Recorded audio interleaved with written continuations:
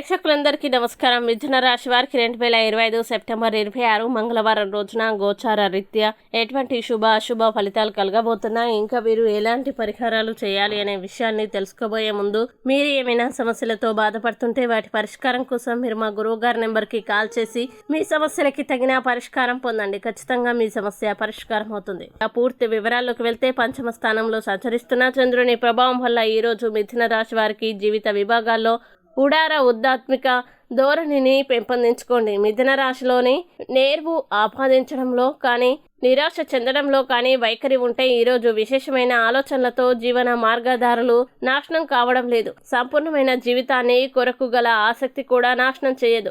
దృఢ నిశ్చయంతో ఇంటికి వెళ్లే పనుల్లో మీ ఆరోగ్య సమస్యలు తగ్గుతాయి. ఎవరైనా మిథున రాశి వారు పనిలో ఆహ్లాదకరమైన మీ ఫేసుల్ని ప్రదర్శించాల్సిన అవసరం ఉంది. కష్టమైన మీ కుటుంబంలో ఎవరితోనైనా ఒకటిని చేసి పరిష్కరిస్తారు. జాగ్రత్తగా మీ ప్రేమ భావాల్ని మిమ్మల్ని పొగడ్తలతో పొందేయగలరు.